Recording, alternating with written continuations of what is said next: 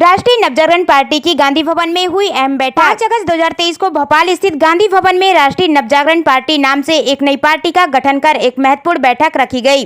अध्यक्षता पार्टी के राष्ट्रीय अध्यक्ष डीपी दुबे ने की। आगामी चुनाव के लिए रणनीति तैयार की गई। पार्टी की विशेषता यह है कि इसके सभी पदाधिकारी शासकीय सेवा के उच्च स्तरीय पदों से सेवानिवृत्त अनुभवी है, जो सीनियर सिटीजनों की समस्याओं से लेकर देश में फैलती अराजकता, अन्याय, भ्रष्टाचार के खिलाफ आवाज बुलंद करेगी। बैठक में महासचिव, राष्ट्रीय उपाध्यक्ष जीडी बड़ोदिया सहित बड़ी संख्या में सीनियर सिटीजन पदाधिकारी उपस्थित रहे। बैठक का आयोजन की जिम्मेदारी मेहरा दर्शन के प्रधान संपादक समाज सेवी सुरेंद्र मेहरा ने संभाली। पार्टी की आज ओपनिंग हुई है और गांधी भवन भोपाल में उनके पदाधिकारी उपस्थित हैं। हम उनसे जानना चाहेंगे कि आपकी पार्टी का क्या व्यस है, किस उद्देश्य को लेकर आपने पार्टी बनाई। जी आपका जीडी बड़ोदिया। जी बड़ोदिया साहब, आपने जो पार्टी का गठन किया है, इसका मूल उद्देश्य क्या है और किस विषय को, किन मुद्दों को लेकर आपने पार्टी का गठन किया? पार्टी बनाने का हमारा उद्देश्य था, विगत कई वर्षों से फैसलों की उपेक्षा हो रही थी। दूसरा, हर मुद्दे पर हमारी सरकार विफल रही है। जैसे किसानों की कई समस्याएं हैं, बेरोजगारों की समस्याएं हैं, महिलाओं की कई समस्याएं हैं। दूसरा, हमारे फ्री की रेवड़ी बांटने का जो कल्चर चला है वह बहुत गलत है। दूसरा, हमारे जो टैक्स लग रहा है उस कर से जो सरकार चल रही है वो यह भी, और वो उससे फ्री की रेवड़ी जो बढ़ रही है वह बहुत गलत है।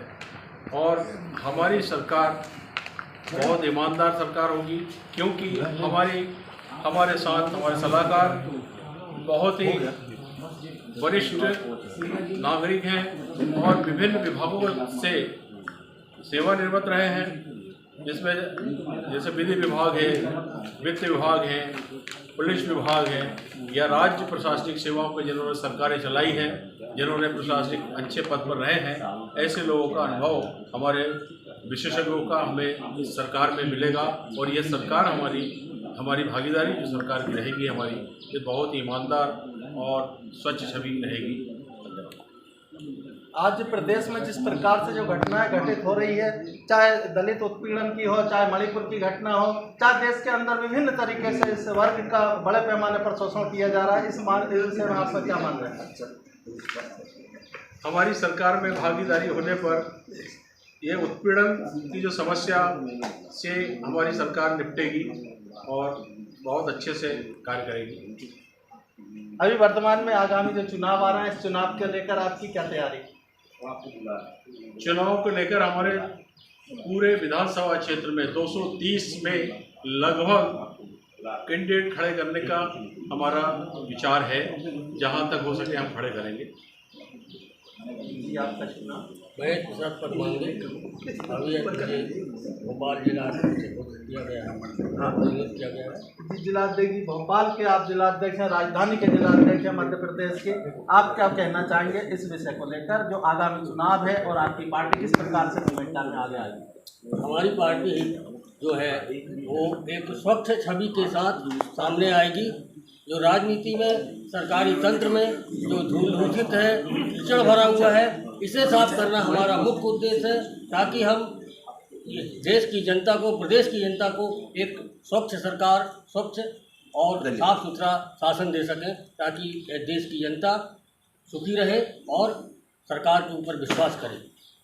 तो पार्टी के राष्ट्रीय अध्यक्ष, राष्ट्रीय नवजागरण पार्टी के राष्ट्रीय अध्यक्ष जी भी हमारे बीच में उपस्थित है। आज इन्होंने जो पार्टी की ओपनिंग की है, इस मौके पर आपके विचार जानना चाहेंगे। आप किन मुद्दों को लेकर देश में अपनी पार्टी का संचालन करेंगे और प्रमुख रूप से आप आगामी चुनाव को लेकर आपकी क्या तैयारी?